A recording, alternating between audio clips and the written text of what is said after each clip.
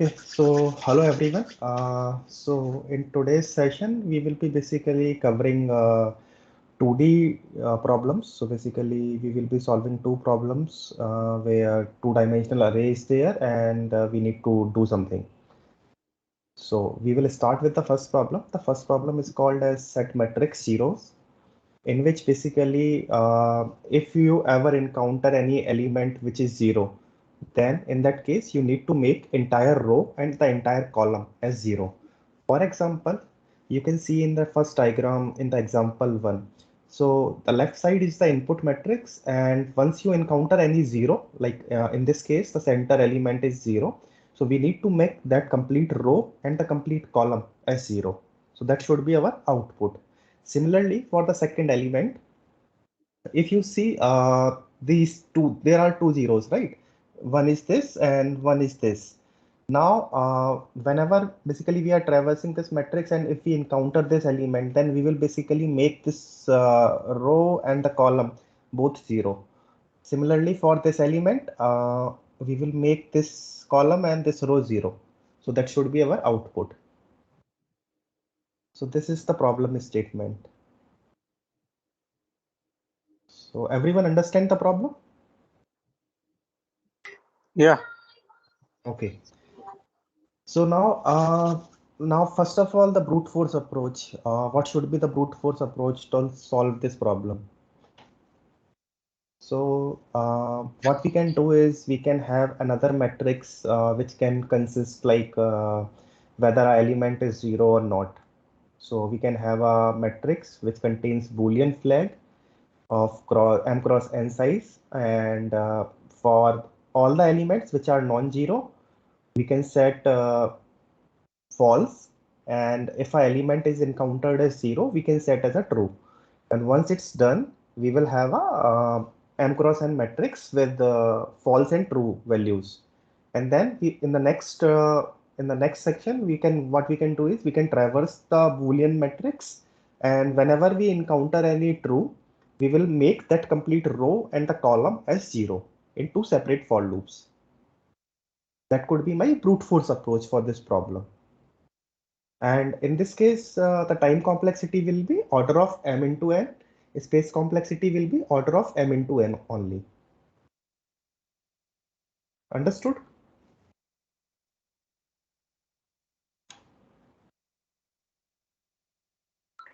Yes, yes. Okay, Yeah. right, It's n square only, right? right. So if basically n is same, then it's n square. So let's move to Yeah. our Okay. solution. We will see how we can solve. So I already told you the brute force approach where the space complexity is order of m into n. Now we will try to optimize that approach in the first solution. So what we can do is instead of having a m cross n size matrix for storing the Boolean flag, we can have two sets of size number of row or number of columns. So overall space complexity will change to order of m plus n. So in this approach, what we can have is we can basically create two sets. One is for a row, one is for column. So suppose whenever we encounter any zero in any row, we will we will store that information in that set. Similarly, for the column, whenever we encounter any zero in any column, we will store that information in column itself. So that's the logic here. And once we store this information in the second iteration, what we can do is we can basically just make the row and column as zero based on the set information which we stored. So we will see like just a second. Somebody is in the lobby. Okay. Yeah. So in this basically what we are doing is we created two sets, zero column and zero rows. Then we put a base condition here where we check whether a given input matrix is empty or not. Because if it's empty, we do not need to do anything. We can directly return and the problem solves. In case if it contain value, then we will move further. And the second basically this for loop, this one.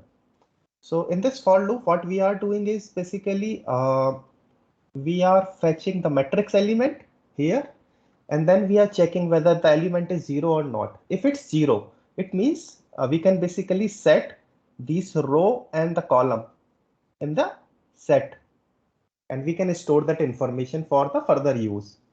So what we did is we traverse the matrix using two for loops, and we find all the elements which are 0 and store that information in the set itself. So we store the indices of the rows and column. And then later on in the second for loop, just a second. So later on in the second for loop, what we did is we used that 0 row and 0 column set. If they contain that particular indices, we will make 0 only.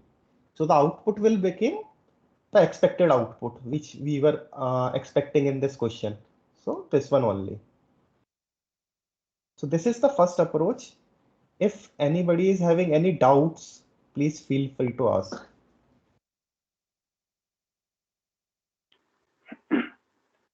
So, Nishant, Nishant. what exactly? Yeah, Roshan here. So basically, Yes. what we are doing here, we having a set of zeros column and zeros row, and we identify those values in the matrix. Right.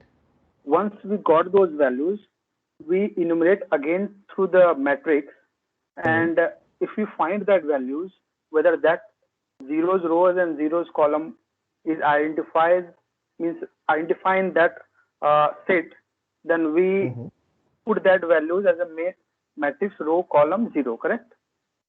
No, we are not identifying the values. What we are doing is we are basically at the first for like in the first traversal, which is highlighted here.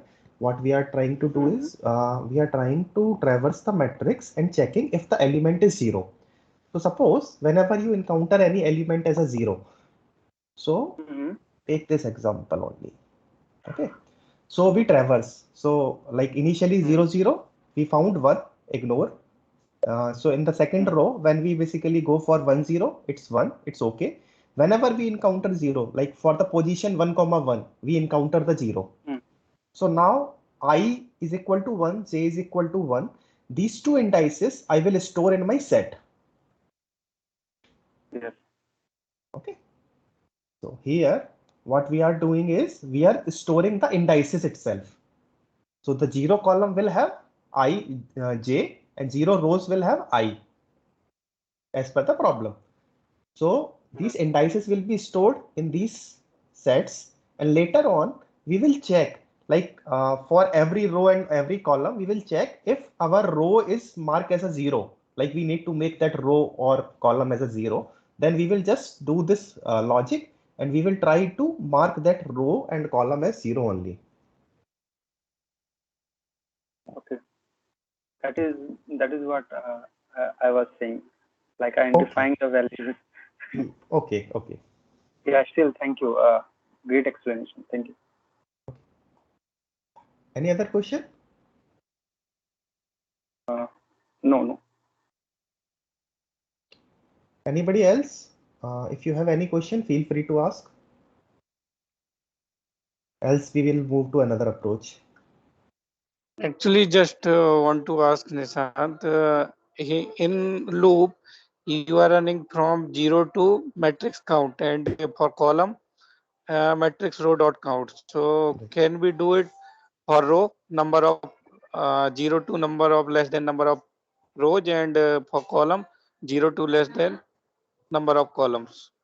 Yeah, Like, that is the same is it thing. I can basically take two variable. Let row is equal to matrix dot count. Let column equal to matrix row dot count. And then I can replace okay? those variable in the for loop. That would be the same thing. Okay, okay. And Nishant, one question, like why exactly we are using set here? Set we are using because we do not want same indices to be stored multiple times, and that's all. And just one silly question, like what is entices? Just a second, guys. Please mute.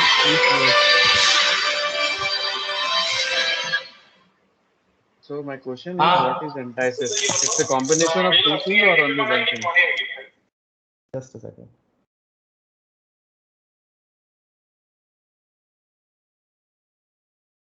Yeah, unmute yourself and then ask question, please. So my question is, what is entices? It's Yeah, background voice is coming. yeah. Someone is speaking. So I'm saying what is entices here. So I'm not Okay, quite clear. indices is basically in a matrix. Whenever you traverse a matrix, just let me basically write it for you. So suppose this is my matrix. So these 0, 0, 0, 1, 0, 2. So this is indices. So this indicates I, this indicates J. So I is basically row 0, and column is J, which is basically column 0. So that's what we are Yeah. saying as So indices. okay. I was clear, but the catchphrase was not there. So I just wanted to Okay. confirm. Yeah. Okay. Any other question? No. Okay. Then let's move to basically another approach for the same problem. So currently the overall time complexity remains same, order of m into n, because of the 2D matrix, but we reduces the space from the brute force approach. Earlier the space complexity was order of m into n. Now we were able to reduce to order of m plus n. Now the interviewer could ask you to optimize the same problem for constant space complexity, or do the in memory something. So now we need to thought about, okay, how can we basically reduce the space? So can we use the existing metrics for something and then we can try to solve this problem? So this is the second approach. I already written some comments. You guys can go through. Meanwhile, I will explain also. So idea is basically we will keep two flags, uh, one for row, one for column. And these flags will indicate that whether the first row or the first column is contains 0 or not contains 0. And once we basically update these flags, we can store our information which we were earlier storing in our set, right? Instead of storing in set, we will store that information in the first row and the first column. So it will automatically reduce our space complexity to order of 1, because we took only two variables. One is for first row, one is for first column, and we will mark like true or false based on if we have any 0 element in the first row, we will mark as true. If we have any element in a first column, we will mark true. And then we will store all the indices like from 1 cross 1 matrix till m cross n. We will store whenever we encounter any 0, we will store that information into the first row or the first column, which will basically help us to reduce the space complexity. So that's the approach here. So I will basically walk you through with the code first so that everyone can basically relate what I explained. So here what we did is we basically calculated the number of rows and the number of column, and then we tried, okay, then basically we took one variable called has 0 first column. So it means, so we will be checking that a particular column, the first column. So the first column would be this one only. Let me write it for you. 0, 0, 1, 0, 2, 0, 0, 1, 0, 2, 1, 1, 1, 2, 2, 1, 2, 2. So this column, if this column contains any 0, then we will be basically updating this flag to true.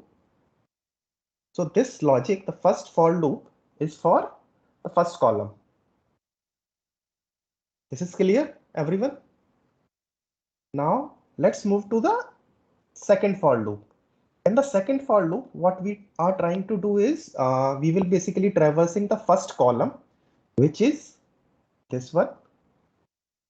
This is my first column, and this logic is for that only. So we will check like in the first column, if we contain any 0, then we will mark this Boolean flag as a true and we will move forward. So we will go into the next logic part. So till now, what we did is, let me basically, just a second, guys. Okay. So till now, what we did is we took two variables. One is for first row, one is for first column.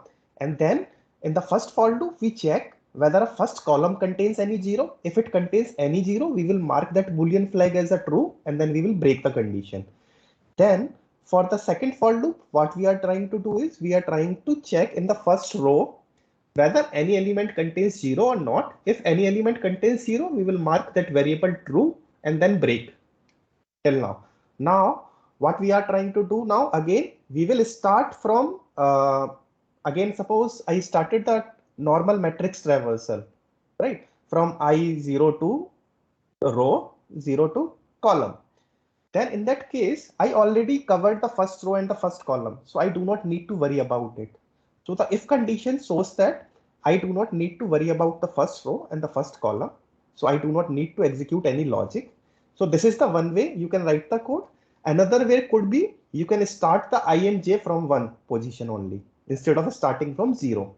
That could be another possible solution. But it's just a logical thought so that I write this code because you can relate the logic what I'm trying to explain.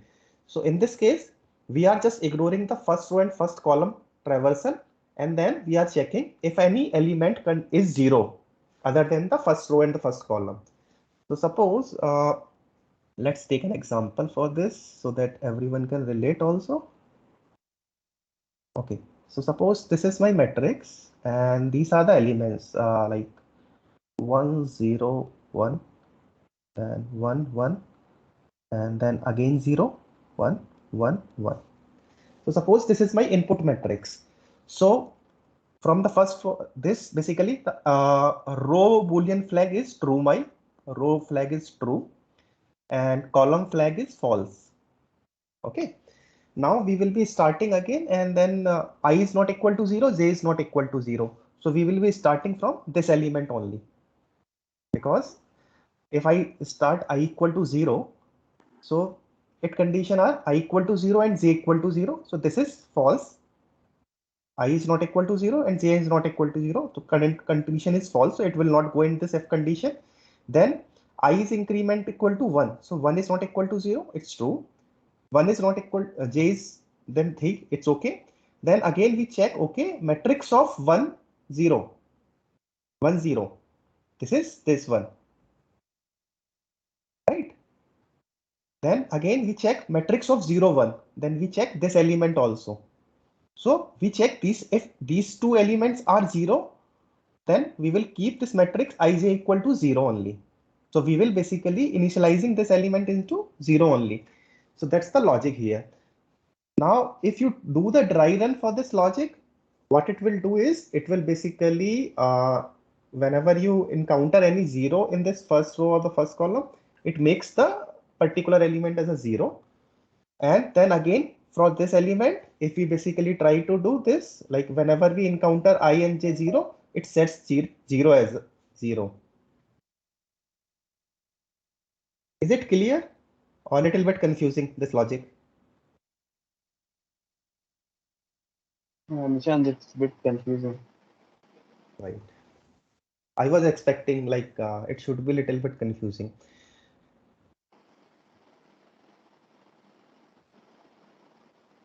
Okay, so let me basically explain again. So let's do the dry run again only. Let me clear this first.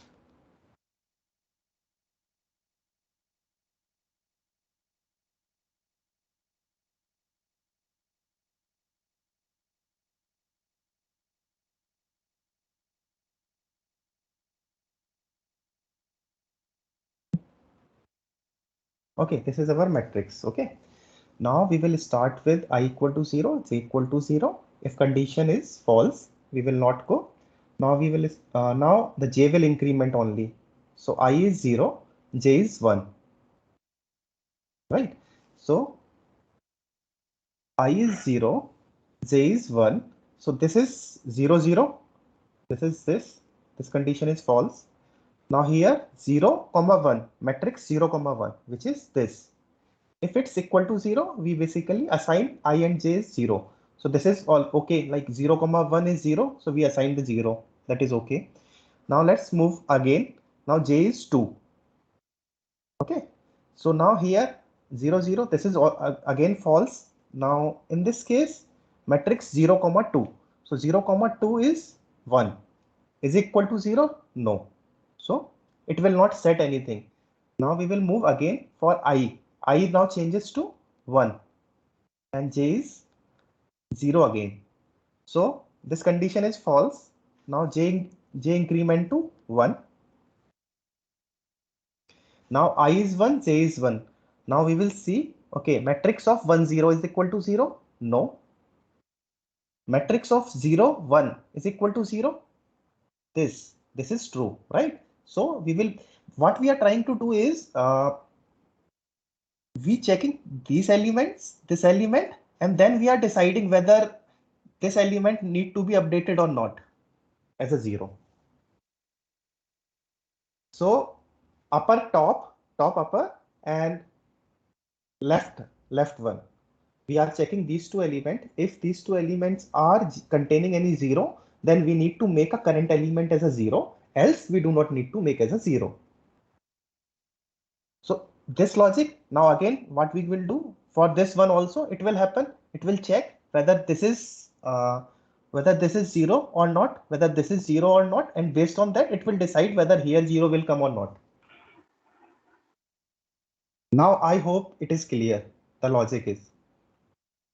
Yeah, You are Nishant. checking. Yes. Yes. You are checking the top element. You are checking the previous left element, and based on that, you are deciding the current element should be 0 or not. Okay. So this logic, what it will do, it will basically when you traverse all the elements, it will cover all the row and column except the first row and the first column. And for the first row and the first column, we already took these two variables has 0 first column and has 0 first row. So we will check if our first column is 0, then we will directly write a for loop and we will make that column as a 0 only. Similarly, for the first row, if first row is containing any 0, then we will just make the first row as a 0 only. And that's all.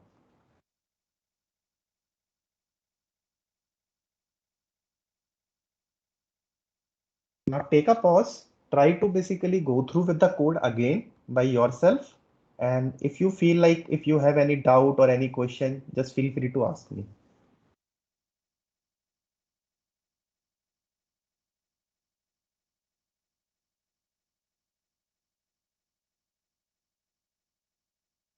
What we did is we take first variable, we check whether a column contains 0. Then another variable for row, we check any row contains 0.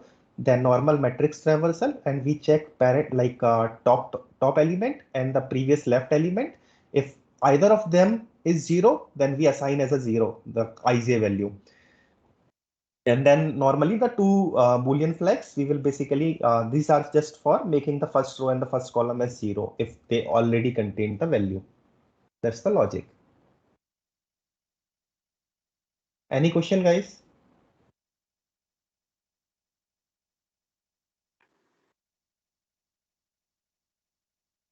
So in this case, we are just taking two variables. So the space complexity reduces from m plus n to order of 1 only. Okay. Guys, any question or shall we move to another problem? So currently we discussed two approaches for the set matrix 0 problem. And I would highly recommend try to solve this problem onto the LeetCode platform with both the solutions. Okay, then let's move to another problem. Nishant, Yes. I am thinking of the one solution for this problem. Uh, just we have to traverse the matrix, and whenever we found 0, we have to make that row and column, whole row and whole column 0. Right. That's approach in my Yes. mind. When you try to write this solution, the output will be the complete matrix will become 0 for most of the inputs. You can try this solution. Okay. This is the most commonly given answer in the interview, which is 100% wrong. Oh, Okay. okay. You can try this solution and you see like what is wrong with the solution. Okay. Nishant, there is another approach similar to set. Like we can store row and column zeros at the very first row and very first column. Yes, I explained that approach, but the solution which I explained is little bit different. Yes, I explained that approach where basically we can store the indices in the first row and in the first column instead of storing into the set, and then try to write the similar logic. Only the difference is we are storing in the first row and first column and taking two variables to mark whether a first row contains 0 or not contains 0. Then the another approach which I explained is basically we take these two variables like for the first row and the first column, but instead of storing the indices into the first row and the first column, we are trying to utilize the information from the previous parent. So the for any ij position, the previous parent is I0 and J0, 0j, and then we are utilizing that information to fill the matrix Okay. instead of Yeah. storing the indices. Yes. So thanks, Abhishek. Again. Okay. Any other question, or shall we basically start discussing another problem? Okay, just go through with the problem. The problem statement says a 2D matrix has been given to you where each row is sorted from left to right, and the next row first element should always be greater than the previous row last element. So in our case, the first row contains 7 as a last element. So the second row element should contain more than 7. So in the given example, if you can see, so every row is sorted, but every next row is starting element is always greater than the previous row last element. So that's the given problem. Now we need to search in this matrix. So how do we search? One way is we will traverse a matrix in two for loops, and the time complexity will be order of m into n, and we will find the element. That is the brute force approach, and that you should know at least while giving the answers. This is the first approach. Now the problem is, can we reduce the time complexity using the fact that each row is sorted? Yes, we can. Normally for a sorted array, like if it's a 1D array, what we are using is binary search for finding an element. That is the normal approach, which basically takes order of log n time. Now we will see how basically we can utilize the sorted array information to search in a 2D array. So this is our first approach. In this, what we are doing is like we are trying to traverse the every row, and we will checking the last value of that row only, whether the last value is greater than or less than the target value, and based on that we are deciding a element should be in my first row or not, and then it will move accordingly. So we will take an example again. Let me just pick this image, and just a second. Let me take this image here so that we can relate. Okay, now everyone can see, right? Yeah. Okay, so currently for row n matrix, so we took first row, and first row last value is 7, and the target value is, suppose you need to search 3. So the target value is 3. Now 7 is greater than 3, right? So it means our element, if exists, it should be in the first row, else it does not exist, right? So we basically check the target value is less than or equal to last value. Then basically we will check for that particular row, whether a row contains our target or not. So in this case, for every iteration, like for the first row, when we iterate, we need to check 4 elements to check the row dot contains target. So suppose in the worst case, the possibility could be I would be finding my element in the last row. So suppose if I am trying to search 30. So when I check 7 is greater than 30, no, it means I cannot find my answer in the first row. Then I will check for 20, whether 20 is greater than 30, no, it means I will not find my answer in the second row also. Then in the third row, I check 60. Okay, 60 is greater than 30. It means my element could exist in the third row or not. Then I will basically, normally I just did row dot contains, which is basically traversal in a last row. And I will be checking like if 30 exists or not, and we are returning accordingly. So the overall time complexity will become, how did we calculate the time complexity? Like for 3x3 matrix, my first for loop basically run 3 times, and then we traverse 4 more element, right? So overall, total 7 iterations happened to find the element. So overall complexity is, suppose if n is number of rows and n is number of columns. So overall time complexity changes to order of m plus n instead of order of m into n.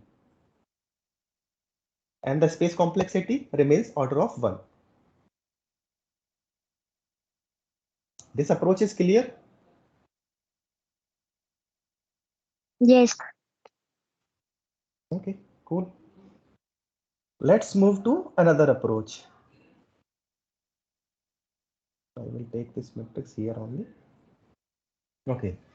This is the another way to write the same solution.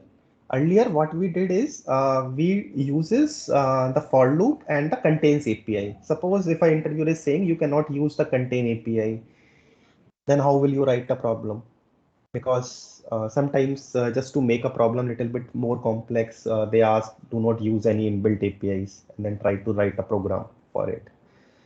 So in this solution, what we are trying to do is we are checking the matrix first element is greater than target or the last element is less than target. It means the target is out of bound, then we will return directly false. So for example, if my target is 61, then in the given matrix, I will check the first element, right? If first element is greater than 61, it means our answer does not exist. If the last element is smaller than the target element, then also our answer does not exist. And this is the base condition for the solution. Now again, we will check, okay, the total number of rows. And so we took two variable, one is row and one is column. So the total number of rows are 3 here. So we will start from the last row only. Last row, first column in this approach. So this is basically, we are using this 23. So currently row is equal to 2, column is 0. And now we are trying to traverse the matrix. We will see if our element is greater than 23, it means it will come in my last row. If it is smaller than 23, then it will go into the another row. So for our case, suppose we are searching 3. So we will check, okay, matrix of row column, which is 23. 23 is greater than target. Yes, it means we need to reduce the row, means we will basically move to another row. Now earlier row was 2, now it changed to 1. Column is still 0. We will check 10 is greater than 3. Yes, it means I will reduce again row to 0.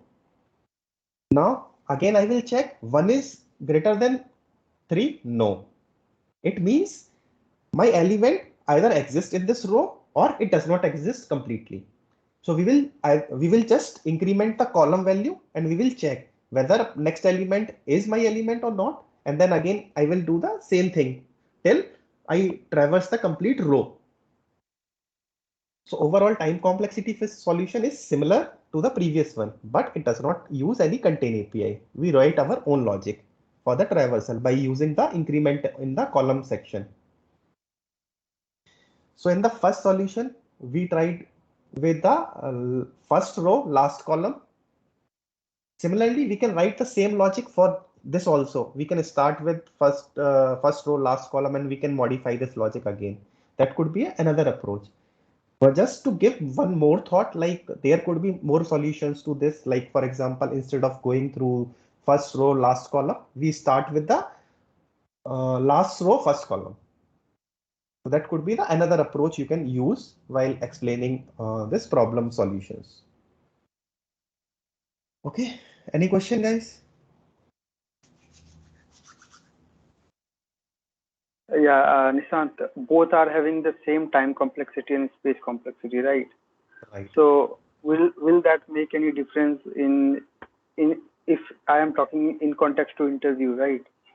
Yes. Will that make any difference whether I will use an API or not? But time complexity and space complexity is the same, right?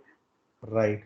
Oh, sometimes what happen is interviewer says like suppose if you write a first approach solution, okay, and interviewer says suppose to make little bit the problem becomes like to change the complexity of a problem, he says okay, suppose if you are not allowed to write contain API, then how will you solve? Then it's very hard to think again, like, and then writing the logic, changing the APIs. So that could be the possibility where a candidate could face a problem. But if he is familiar, like he can write a contain logic, it's just a simple one. You write one method where you will traverse the element and you will return whether it contain or not. Then also it's okay. So to answer your question, if you know either approach 1 or approach 2, it's perfectly okay because the time complexity and space complexity remain same. But if we can reduce the time complexity, then you should know the more optimized approach also with these approaches. So we will be discussing another approach where we will reduce the time complexity again. Okay, means you will go for binary search for if we find that value, right? Right. So first, before going to another approach, I will ask like if anybody is having any other question.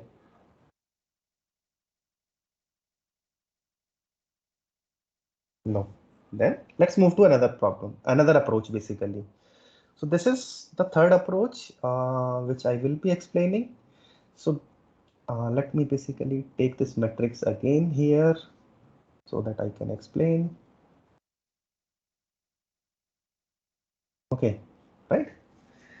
So first of all, let me explain what is this approach, and then we will go through with the solution part again. So suppose I need to search 3 in this matrix. So first of all, I take like last element of the first row, 7, whether the element is greater or lesser. Suppose if its element is lesser. Now, earlier what we were doing is we were traversing the complete row, like 1, 3, 5, 7. We were traversing the complete row, either in the like left to right manner or right to left manner. So to prevent that, what we can do is we know like it's a single array for us, like 1D array only, the row. What we can do is we can apply a binary search on that particular row to reduce the time complexity.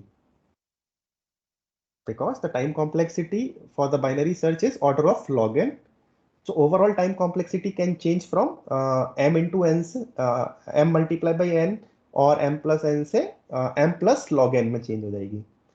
So our complexity will change from m plus n to m plus log n. Because instead of traversing the n elements, we are just doing the binary search. So n changes to log n. So overall time complexity changes to order of m plus log n. That could be another solution, the approach, right? Then interviewer could ask you to optimize more. How could you optimize more from m plus log n to? Then we can thought, okay, like we are searching in the rows also, right? So what if we can search in column also? Is it possible to search in column? Yes, because we know that every column is are in increment order only.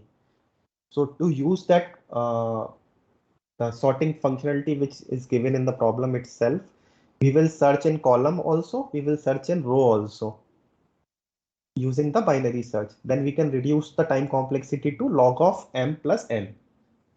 That could be the highly optimized solution for this problem. But that is for you to write the code. I will be explaining only till like you will be just normally traversing the last element and then you will be searching in every row. That's all.